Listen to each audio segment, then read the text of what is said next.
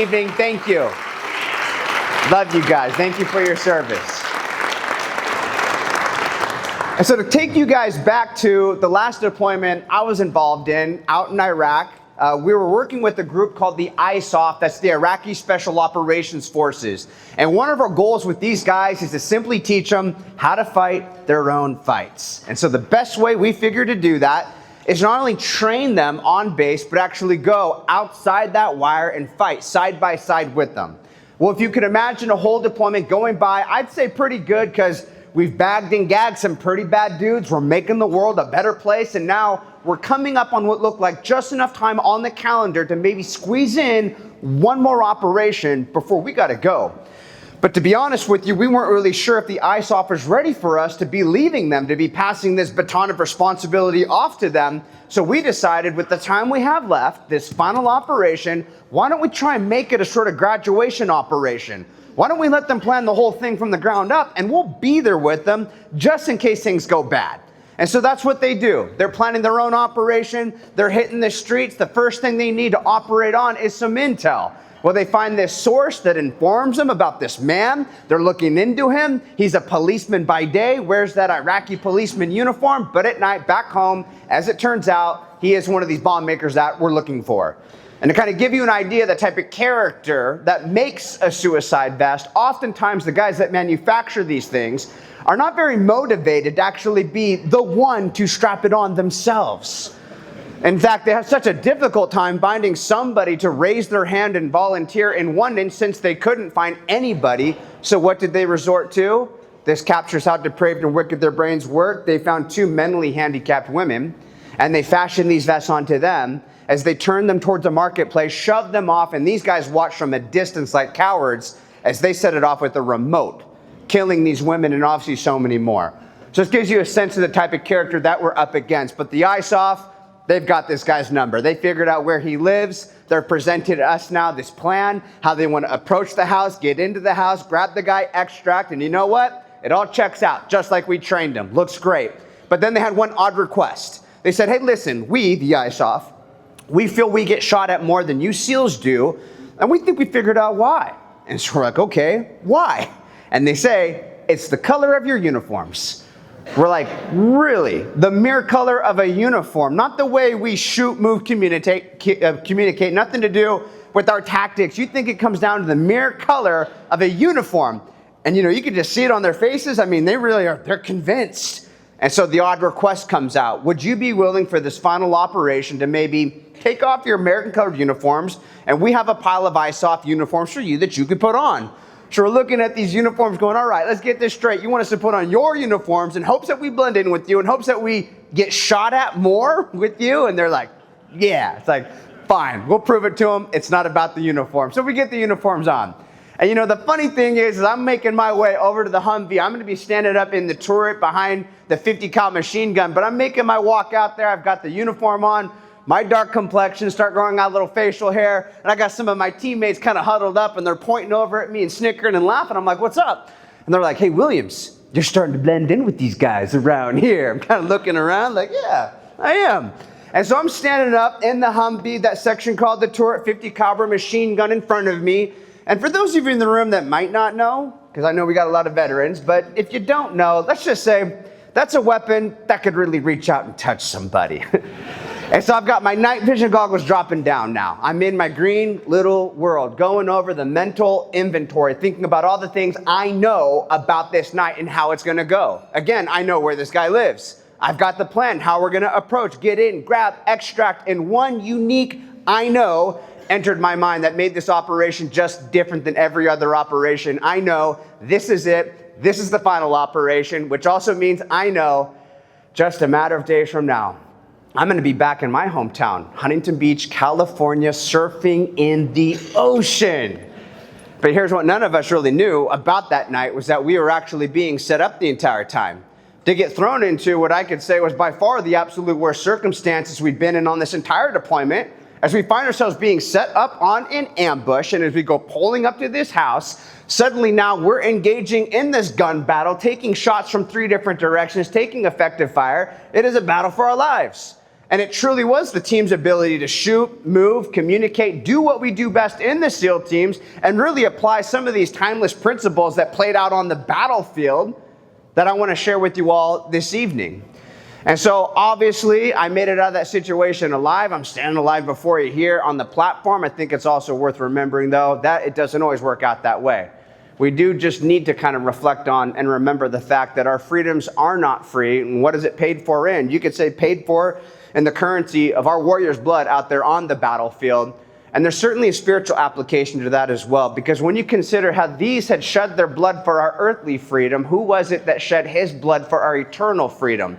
Paid for in full at the cross. And so what a reflection of what Jesus did at the cross. I think if I could build towards becoming a SEAL and kind of extract some of these lessons or takeaways for you, I think a good starting point would really be where it all started for me, which was fresh out of high school in a situation where I was attending a local community college. And at that time, I guess you could say the saying is very true. If you aim at nothing, you will hit it. And the reality is, this is the situation a lot of veterans find themselves in when they're trying to make that transition.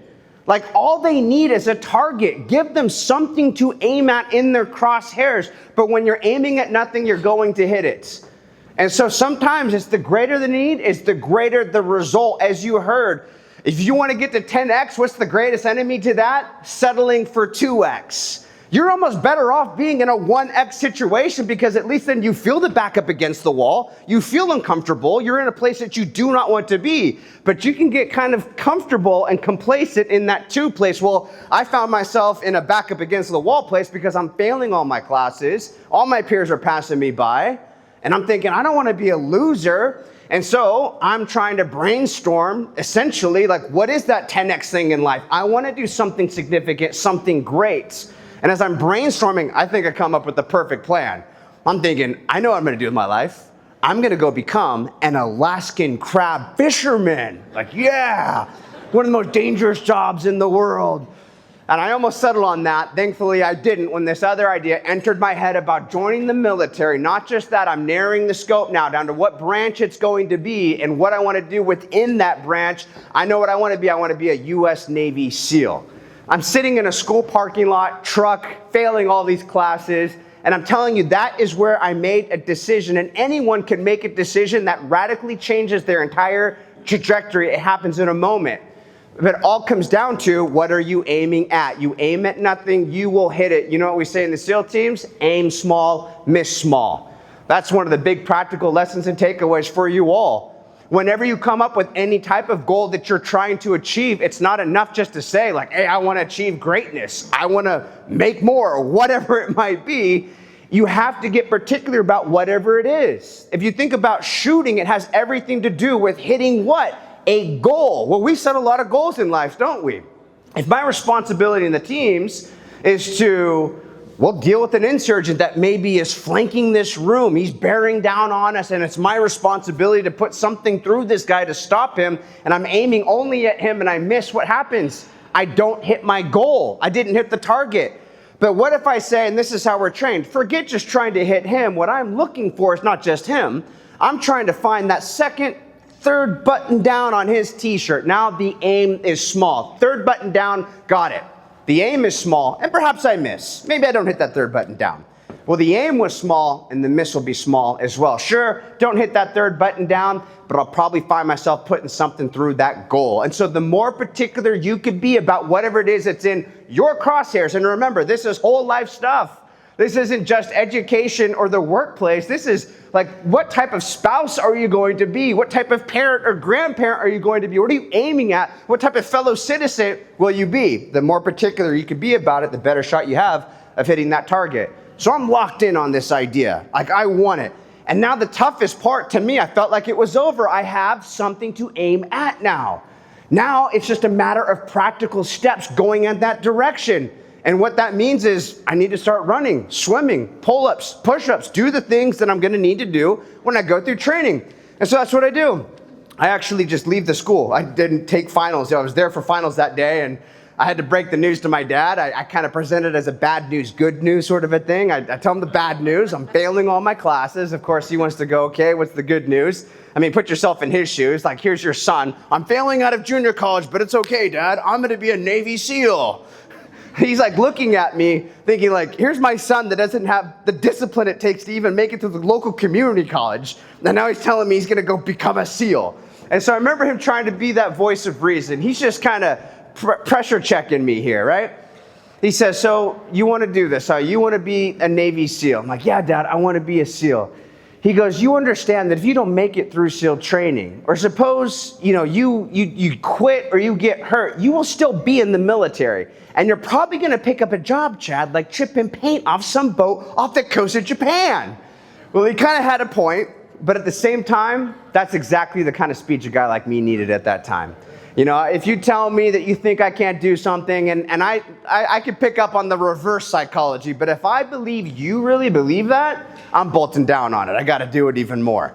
And so I'm training. Days are going by. It's the running, swimming, pull-ups, push-ups. Well, he invites me into his room again one day. He wants to talk. And he says, so you really want to do this? I'm like, yeah, Dad, I want to do this. He goes, great. Well, I set up a workout for you with a Navy SEAL. Check out my computer. And I'll never forget, as I'm panning my head over towards that screen, I'm thinking to myself, my dad doesn't know any Navy SEALs. All it says in this email is, can Chad come out and play tomorrow? I'm like, play?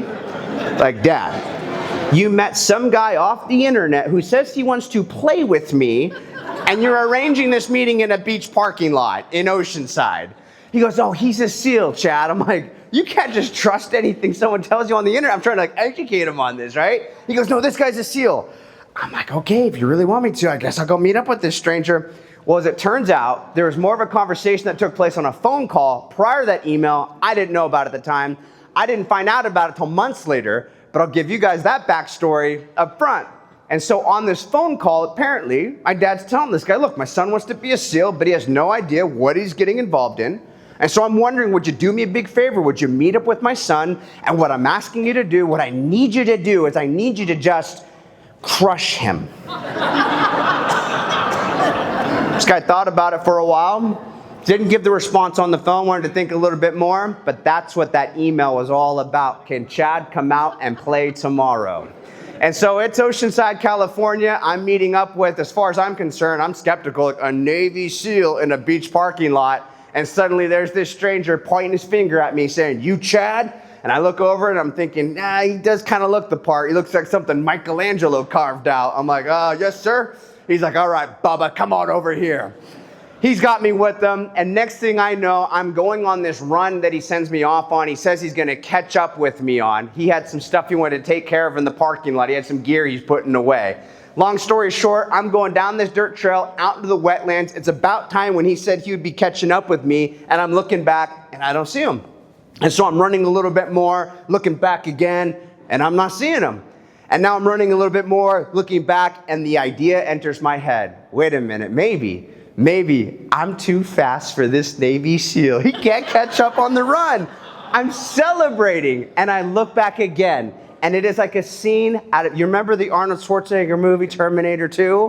Where that bad dude can morph into knife hands and chase down the moving vehicle? That's this Navy SEAL coming down this trail for me, like knife hands. There's nothing I could do to keep the distance. Like he's closing in on me like a canine that just got let out of the back of a squad car. Just, he catches right up to where I am, and I never saw what was coming next. As I'm thinking we're just running here. No, that's when the physical assault begins. I get impaled by his fist, just going right into my stomach. He's taken my feet off the ground. I'm getting clotheslined. I remember still, like it happened a moment ago, the feeling of all the wind getting knocked out of me and being weightless in the air, beautiful blue Southern California sky, and then hitting the ground and all of this dirt just pooping up around us. And the nightmare only just begins as he's jumping on top of me now. And I mean, just ragdolling me. I still have that sound with the threads of my shirt ripping in my head, and feeling the spit fly out as he's screaming, just going ballistic in my face.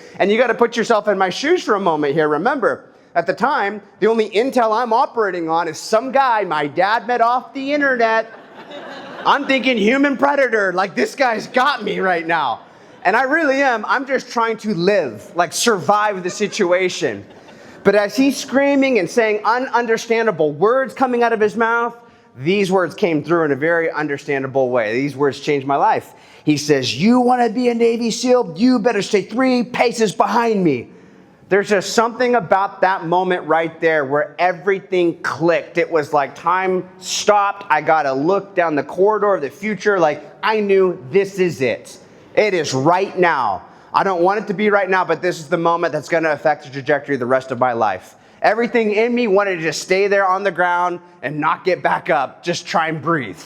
But I just knew if I quit right now, I will forever in life be a quitter. And so he got up and he said it one more time, 3 paces, and he turns and he just takes off.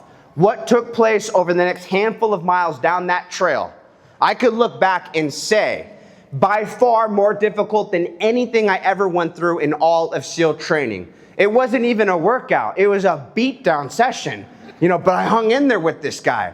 And really the biggest thing that was born out of that moment was something just in the heart. It was the desire that I thought I'd rather die than live that life of being a quitter. Like I'd rather die than quit. And that's what it really comes down to is once you have your aim small, miss small, you have your goal in mind. I guess the next big question is what type of man, what type of woman is it that actually succeeds when it comes time to pulling the trigger, as it were? Well, our SEAL Creed says it's the common man with uncommon desire to succeed. Key word there being desire. Not DNA, not upbringing, not privileges, not this or that. That is not the most important determining factor. And it's an unfortunate story. So many people write themselves off in life nowadays and they think like, I'm just not as fortunate as that person over there. This is just the hand that I've been dealt in life and I'm just rolling with the punches. It couldn't be further from the truth, and SEAL training is the melting pot that proves that. You can never pick who's gonna make it and who's not gonna make it. You have guys that show up that are professional athletes, Olympic athletes. And you have guys that rolled off the couch, unplugged the electronics one day and decided, I want to be a Navy SEAL. Or losers that are dropping out of a junior college in parking lot. I want to do this. And so you have your idea in your head when everyone shows up, who's going to make it and who's not. But really, what determines it is the thing you cannot see. It is not the outward appearance. Seeing as we're at a Christian college, what does God say? He says in 1 Samuel, I don't see as man sees, for man looks at the outward appearance, but what does the Lord do? The Lord looks at the heart. And who is he saying that in comparison to? Well, you had Saul, head and shoulders above everybody else. King Saul, the people's choice, right? And then you've got David, that runt of the litter, the locker room talk. When they're looking for a replacement and they're going to the house of Jesse and going through all the sons, like this is it, this is all you got. Well, there's David out there. You don't want him, though. He's like the last to get picked for a kickball team. It's like, nope, that's God's anointed. What do we know about David? Remember, it's the heart issue, right? He had a heart after God's own heart. And so the scriptures say the eyes of the Lord go to and fro throughout the whole earth to do what? Show himself strong on behalf of those whose hearts are loyal towards him. And so we see how important it is to have the right type of heart or courage or desire. Common man, uncommon desire to succeed. I could give you all kinds of examples in SEAL training of just how that played out. One real quick one. There was this guy, Barth. He won everything that we ever did. There's never a question over who was going to get first place. He got first place in everything we ever did. The debate on the starting line when we're all going to race is like, who's getting second? He's going to win. And then there's this other guy, Alex Gagne. He was that locker room talk. He was the guy that literally was a video gamer and decided he wanted to try and become a Navy SEAL. Always in the very back. By the time we get to Hell Week, the most difficult part of SEAL training, who's amongst the first to quit? Not this Gagne guy, not the guy that everyone would have picked out to be the first to quit. He's still around. Who's amongst the first? The Barth. Who made it all the way through that pipeline? Alex Gagne. Like, what does this demonstrate the truth of this principle about that heart, that desire, being that common person with uncommon desire to succeed? I think it's good news stuff because there are uncontrollable factors in our lives. There are some things, like there are people that do just get blessed in a way. They get born in a different situation. But if we learn anything from this, DNA doesn't determine destiny. The most important part really is that desire. And so I hung in there with this Navy SEAL. We get to the end of this run, beat down, whatever you want to call it. He's pacing back and forth, and he looks like he wants to fight me more. And I'm thinking like, I don't want to project to this guy that I want to fight him. I'm going to just not look at him. I'm going to keep him in my peripherals. Don't look him in the eyes. Don't set him off. and I'm just trying to keep my head down. And he points at me for a second time that day. He says, hey, if we would have gone another mile or two, would you have stayed with me? And I thought about it, and that's when I told him, just from the heart, Scott, I'll die before I quit. Well, he gets this big smile on his face, and he goes, great, you want to meet up again for the workout tomorrow? And I'm thinking, are we going to address the flashback that guy had on the trail? Like, what was that all about anyways? But of course, I'm not going to bring that up. I don't want him to attack me again. And so I'm just trying to de-escalate. He's like, sure, yeah. I'm going home. And I'm thinking, man, if this is what it takes, I guess I'll keep showing up for this because I want it. I want it so bad I'll die before I quit. Thankfully, it was never like that again. We had lunch 2 months later, him, my dad, and I, and that's where they broke it all to me. He got on the phone, told my dad after everything, look, I know what you want me to do. I gave it more than a go. I think your son might have what it takes to make it. I'd like to start working with him. So from that point forward, I began to meet with this Navy SEAL, Scott Helvenston. And thankfully, it was no longer that beat down. It became more of a building up. And I moved on in life from being Bubba to suddenly, he really took me under his wing. One day I become Junior. He's like, all right, Junior, what do you want to do today? We'd be going running, swimming, long kayaks, mountain climbing, you name it. He was making me his protege. And I had the most extraordinary mentor. He holds all kinds of records that other SEALs don't hold. One of them is this. He's the youngest man to ever make it through SEAL training. He completed SEAL training not started, at an unimaginable age. Finished it at 17 years old.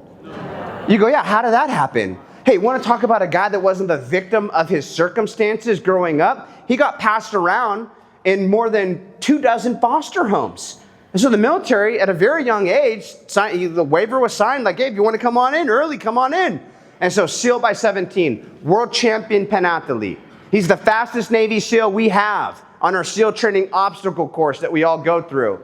If that doesn't do it for you, there was a TV program once called Man vs. Beast. You might remember in the early 2000s, they'd put wild animals, beasts, up against professional athletes or human beings. And the premise of the show was that these beasts would always win. It'd be like a gorilla against like a strongman, right? Or like a cheetah against a sprinter. Well, they say, let's get that Navy SEAL.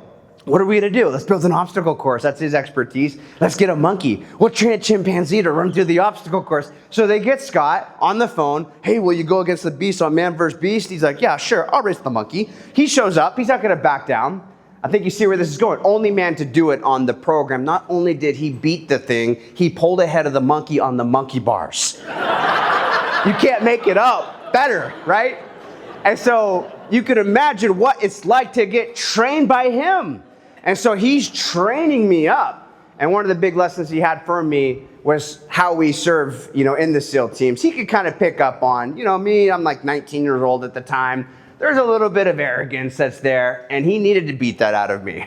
And he did, and I'm glad he did. And he taught me the lessons of Junior, SEAL Creed, it's humbly we serve. It's servant leadership. And what an example he was of what it is to be a servant leader. And we hear servant leadership kind of get tossed around. It's kind of the catchphrase these days, like in the corporate world. But like, what does it really look like? I think the best way to understand it is to first contrast it with its opposite. So the opposite of a servant leader, and unfortunately there's just by default more of these out there in the ether, is that prideful, arrogant leader. Maybe they don't even start off that way. Maybe they come from a place of humble beginnings. But there is just something to be aware of, like that pitfall of pride comes creeping in as you start rising up through the ranks. You see people become somebody that they were not before. And I think it's a good warning for all of us, like, take heed lest we become that way. That's part of the takeaway. But with a leader like that, the thing is, people listen to that leader. Why? Only because they have to. Because at the end of the day, they're in charge, they're the leader, and if I don't follow orders, what happens? Well, what happens is you're going to get papered up. Maybe you don't have a job anymore by the end of the month. You won't be collecting a paycheck 6 months from now. And so people will listen to a leader like that, and that leader will only get the bare minimum of those around them. Whereas a servant leader, the opposite of that prideful, arrogant leader, you cannot find a better example than going back 2,000 years ago. And I'm not trying to get real theological here, but I do think it's a safe place to talk about it. But look, whether you love him or hate him, there's one thing you cannot deny about Jesus of Nazareth. He knew how to lead people. Look at the effects of his movement that you still see to this day that outlasted the entire Roman Empire. And he's still getting new signups. And so surely there's a takeaway. Well, one of the things that he said, it's recorded, He says, I did not come to be served, but to serve. And most are familiar with the example he gave, where he got down on his hands and knees and did what? He washed his disciples, you could call it subordinates, whatever. He washed their feet. And something was born out of that. And that something that was born out of it is something I believe every leader wants, every leader desires, and there is no amount of money that can genuinely buy this. What is it? It is loyalty. So that when he gave them a task, hey, here's my aim small, miss small. Here's the direction we're going to be going in. And it might cost your lives. In some of your cases, it will. They weren't just willing to do it to collect a paycheck at the end of the day. And they're willing to do it, and that's where you get sayings like going the extra mile. And so my mentor is impressing upon me that this is what our SEAL Creed is all about. It's humbly we serve, and anyone that has served in the military, many of you here, we all know that it's esteeming the needs of your brothers on your left and right as greater than your own. When you're entering into a house, your field of fire, your responsibility isn't to cover your own back. You're there to cover your brother's back. But while you're doing that for them, guess what? They're doing that for you. And so there's so many groups out there in the world, right, that want their team to operate like a military team. We want that fraternity, that family of like the SEAL teams. Hey, it's servant leadership, not the glue that holds that family together. And so I just suggest it's a far more rewarding way to live your life. Esteeming the needs of others is greater than your own. And serving, it's something to get up and look forward to in life. And so this is what the SEAL teams is all about. And Scott certainly was this servant leader, and it was like family. He was like a second father to me by the time our time was coming to an end together. I sign up, I got this date now, it's set, I'm shipping off to boot camp. He took an opportunity, he put it to go overseas one last time. And so he's hopping on the phone with me. He leaves before I leave, and he says, all right, Junior, I'm about to go do this thing. He's referring to going off to Iraq, and he says, I want you to know something, though, that I've never told anyone I've ever trained before. He's trained a lot of guys before. He says, I know you're going to make it through SEAL training. And to hear that from my mentor to this day, I don't have the words to explain just how filled up that made me feel. And just, I couldn't wait to make him proud. I mean, that's my servant leader right there. Like, I want to honor him. I want to do this and make him proud. And so he's reminding me of the timeline, how he's going to be gone a couple months in Iraq. That's about the amount of time I'll be doing like a prerequisite for SEAL training, just boot camp in Great Lakes, Illinois. And by the time I start SEAL training in Coronado, San Diego where he lives, he says, I'll be back. He says, I'm going to be there. I'm going to see you make it through. And so I'm just kind of envisioning like doing check-ins with him at the end of the day. I'm looking forward to it. Can't wait to see you when you get back, Scott. So we say our goodbyes. Handful of days later, who do I see on a TV screen? Well, if it isn't the man versus beast extraordinaire, my mentor, Scott Helveston, a big still image of him smiling on TV. And I'm just kind of rubbing my eyes, like I thought he was supposed to be gone by now, but maybe he had something else. I'm not really tuned into the words in the background, but I see this smiling picture. And that's when my eyes fell to the bottom of the screen, and I saw Scott's birth date followed by a dash and a March 31st. And before I could process in my mind just the very obvious meaning of that, it changes from a still image of him smiling to now I'm looking at graphic video footage. It starts with a vehicle that's just engulfed in flames in the streets of Fallujah, Iraq, which turned out to be the vehicle that he was in, along with 3 other Americans, as their vehicle was ambushed and this group of insurgents had videotaped everything that they were doing. And now the media is playing this montage of scenes where I'm seeing him and these others get pulled out of the vehicles, and they're lifeless. And this mob has sticks and rods, and they're doing everything they can to try and mutilate their bodies. And they find rope and they wrap it around their legs and they start dragging them, and they're too weak to drag them anymore. So they hook them up to vehicles and they drag them through the streets behind the cars, and they're celebrating. It's like a parade to them. You can see the glee on their faces. And they string them upside down from the Euphrates River Bridge, setting their bodies on fire, and then looking into a camera and chanting over and over with English subtitles, Fallujah is the graveyard of Americans, Fallujah is the graveyard of Americans. I think very needless to say, I'll never have the words to describe what that moment and all the surrounding moments were like. You go through the whole myriad, right, of just emotions and how you deal with grief. One of the things, though, probably worth discussing is how we all deal with adversity, because that's just part of life, isn't it? Everyone in this room has faced adversity. That's a fact. You don't make it this far without going through it. And all of us should know that it's not a singular event, is it? And while we cannot control the fact that there is more adversity in the future for us, you do always have control over something, and that something that you have control over is the most important determining factor of outcomes. You will always have the decision, how are you going to respond? Are you going to allow this adversity to function as a wing or a weight in your life? Is this thing going to be a weight that just sinks you and leaves you knocked down, never to get back up again? People see what he or she got hit with and they just say, oh yeah, they're out for the count. There's no coming back from that one. Or do you find a way to get up off the ground, to rise to the occasion? This is what we call it in the SEAL teams. And this is the takeaway: to be forged by adversity. It's one of the first lines of our creed, forged by adversity. And so the reality is that adversity that you face in life, you are either going to allow it to cause you to utterly fail because you allowed it, or you will be forged by it. And where that forging process begins, it's in the situation, and it's very different for everyone's situation. I'll tell you, for me, I found it remembering Scott's words to me, Junior, I know you're going to make it through SEAL training. Those were like the last words over the phone. I know you're going to make it through SEAL training. That became the fuel to my fire right there. That began the forging process. I am doing this still, and I'm doing it for so much more than just self. I want to do this in honor and memory of my mentor. I want to walk in his footsteps. And I'll be honest with you guys, at the time, in my heart, I wanted revenge. Like, I wanted to avenge him. I want my opportunity to get over there and get some get back. And I'm just trying to be honest with you.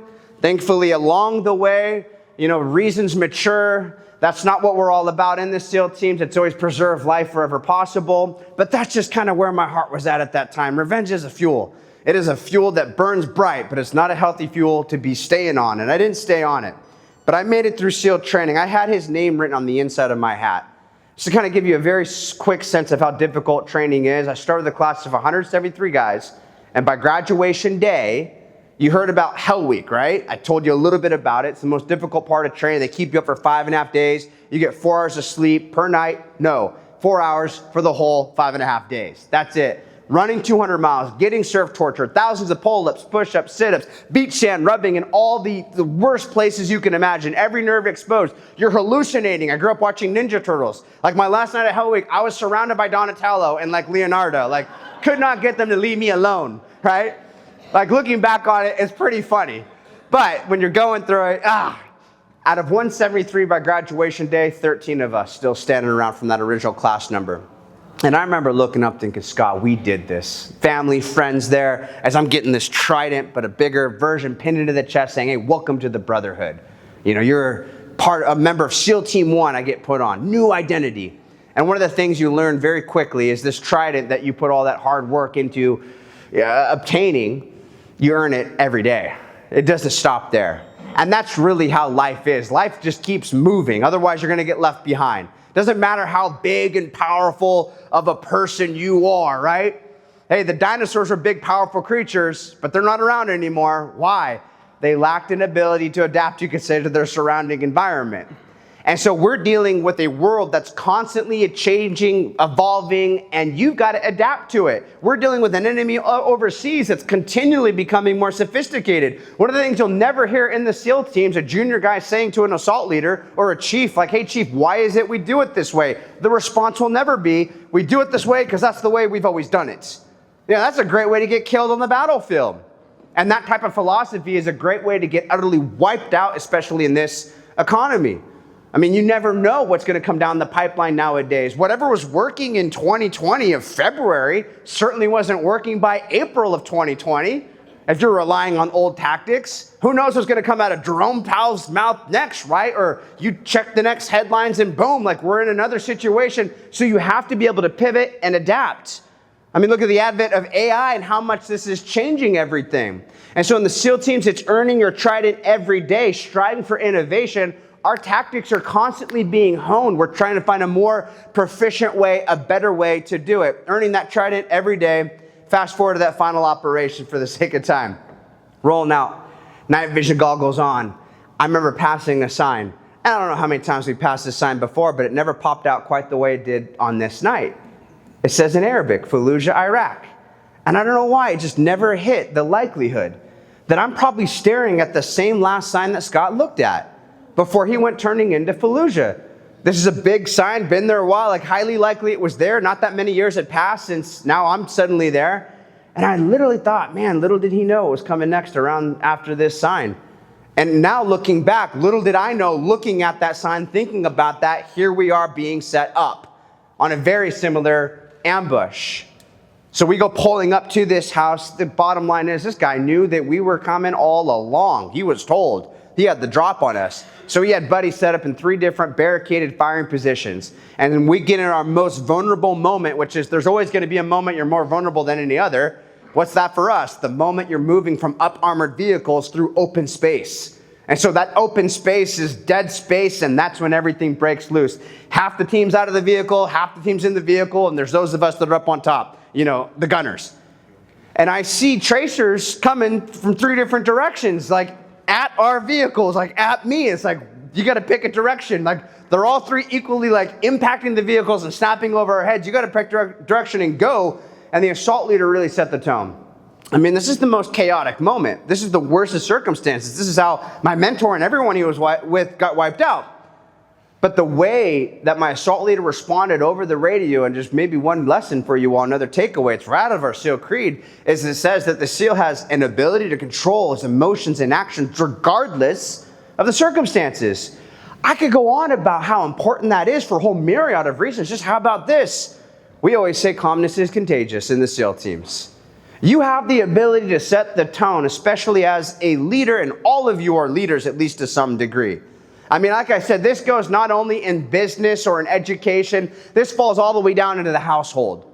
You could suddenly be the one where everyone's laughing in the living room, and then a phone call comes through, and it's like, boom, you get hit with news. You're going to have to break to everybody else. Now, if you're running around, falling apart at the seams like a chicken with your head cut off, what are you doing to your family? You're a liability. And so that ability to control emotions and actions regardless of the circumstances, it does not guarantee success, but what it does is it sets up those around you to do the best that they could do in that scenario. Calmness is contagious. The opposite of that is true as well. Chaos is contagious. My assault leader, very clear, calm, cool, collected. He gave the order how he wanted us to push left, essentially go forward into these hail of bullets and flank. And that is something only a servant leader could call his men to do. He wants us to go forward into these bullets right now. He is a servant leader. He has our loyalty. We'll do that for you. And now we're doing what we do best. We're shooting, moving, communicating. Odds against us, boom. We wind up, fighting to the death those that want to fight to the death. Driving back those that didn't want to fight anymore. And we got into this place. We captured this guy we were going after all along. And now he's vulnerable on the ground. He's wounded, but alive. And I get voluntold to carry him. And what are we going to do? We are picking this guy up to carry him into our own hospital to save his life. This guy that just orchestrated an ambush, for all I know, celebrated the day my mentor was killed, and here we are saving his life. And I remember picking this guy up as we're carrying him out. I remember thinking about the young guy I was looking through a TV screen, thinking what I would do if I could just get my hands on one of these guys. And now we're carrying him out. And there was a come to Jesus for me in the team. This is my spiritual birthday today. It was a March 14th, 2007. It's March 14th today. About this time in the evening, I became a Christian. And I'm looking at this guy thinking, you are so lucky I became a Christian, because I don't know how I would have handled this.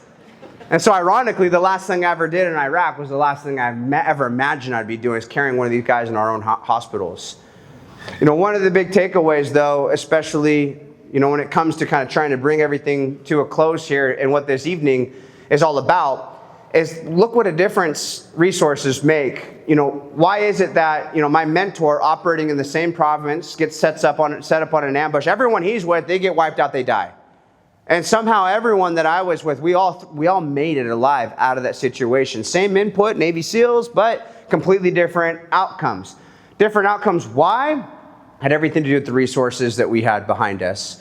My mentor, when he went over there, and they were supposed to have up-armored vehicles, but because of budgetary issues, they had soft-skin vehicles, no different than your cars outside. Bullets go right through them.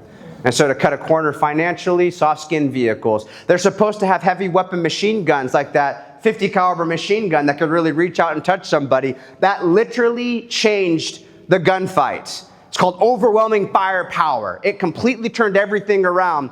But they didn't have heavy weapon machine guns. All they had were M4s, which is what we call overseas. It's the equivalent of a pea shooter. We just call it a pea shooter.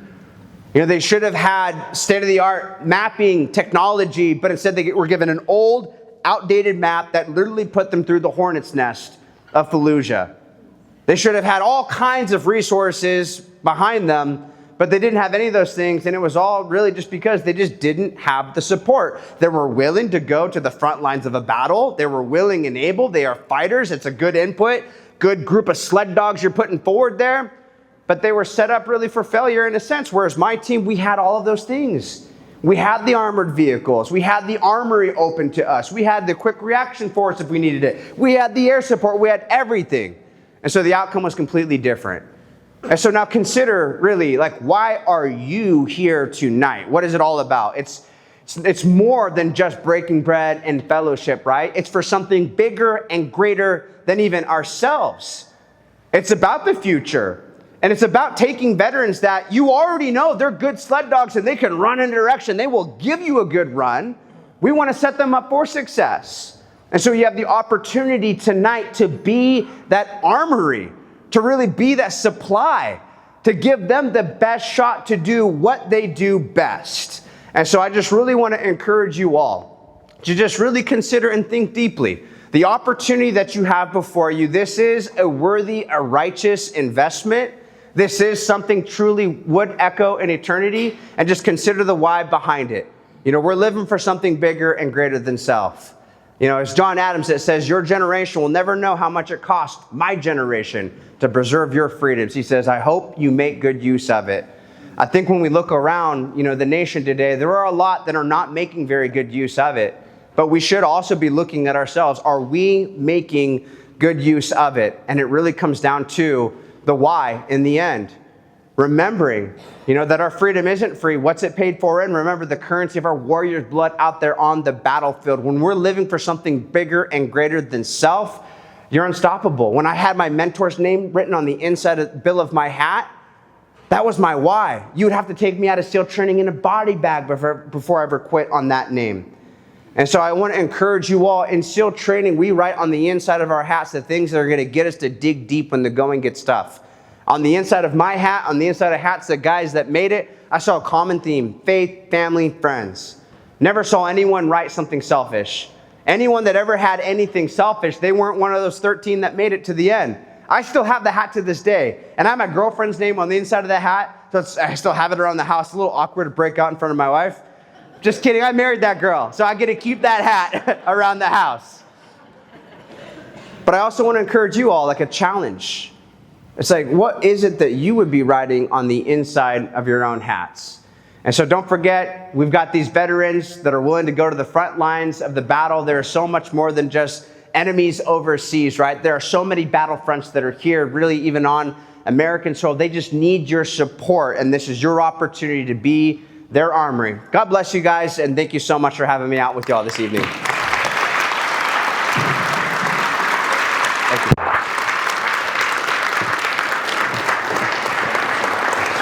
Thank you. Thanks. The branch that I served in is the United States Army, Army Aviation, the best branch in the military. It was some of the best, most formative years of my life.